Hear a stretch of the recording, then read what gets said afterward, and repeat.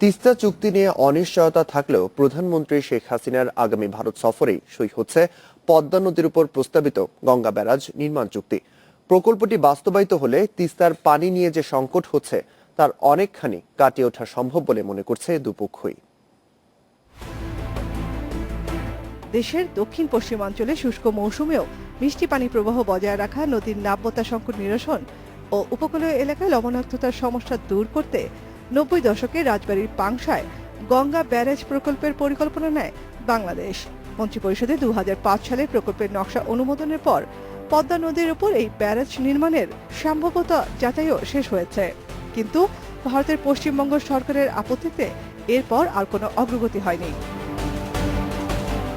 তবে এই প্রকল্পের শেষ পর্যন্ত ইতিবাচক অবস্থান নিয়েছে ভারতের কেন্দ্রীয় সরকার। প্রধানমন্ত্রী শেখ হাসিনার দিল্লি সফরের সময় সই হবে $400 কোটি এই মেগা প্রকল্প বাস্তবায়ন চুক্তি।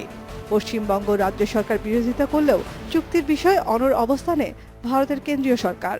দুই সরকার এই বিষয়ে একমত হয়ে একটা মীমাংসা করার জন্য প্রস্তুত। এটা বাস্তবায়ন না হওয়ার আমি কোনো কারণ দেখি না। গঙ্গার পানির একটা প্র্যাকটিক্যাল রেজাল্ট আছে এবং সেটা কেন্দ্রীয় সরকারের ক্ষমতার অধীন। গঙ্গা ব্যারেজের মাধ্যমে ভারতের ফারাক্কা থেকে রাজবাড়ী পাংশা পর্যন্ত পদ্মায় 165 কিলোমিটার জুড়ে বর্ষায় পানি সংরক্ষণ করা হবে। এই পানি শুষ্ক মৌসুমে ব্যবহার করতে পারবে দুদেশই। প্রকল্প বাস্তবায়ন হবে দুদেশের যৌথ উদ্যোগে। সার্বিক কল্যাণের পর্যায়ে কতটুকু, আর এই ক্ষতিটুকু একদম শেষ নয়, এই ক্ষতিটুকু সবই পূরণ করা সম্ভব। সেজন্য কিছু অতিরিক্ত ব্যয় আছে, সে অতিরিক্ত ব্যয় করতে আমাদের উভয় পক্ষেরই প্রস্তুত থাকা উচিত। যে গঙ্গা বাঁধের সম্পর্কে যদি আমরা ঐক্যমতে পৌঁছাই তাহলে তিস্তার কোনো মূল্যই থাকবে না।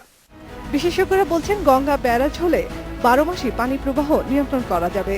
শুষ্ক মৌসুমে কৃষিতে পানি যোগানের পাশাপাশি প্রকল্পের আওতায় পাওয়া যাবে 113 মেগাওয়াট বিদ্যুৎ।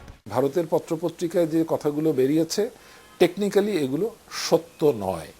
অর্থাৎ টেকনিক্যাল বিষয়টি নিয়ে রাজনীতি না করে এই বিষয়টা রাজনৈতিকভাবে আউটলাইন করে দিলে টেকনিক্যাল লোকরা টেকনিক্যাল সমাধান বের করতে পারবেন।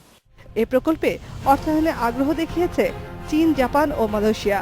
তবে চূড়ান্তভাবে প্রকল্প বাস্তবায়নে ভারতকেই পাশে চায় বাংলাদেশ সরকার।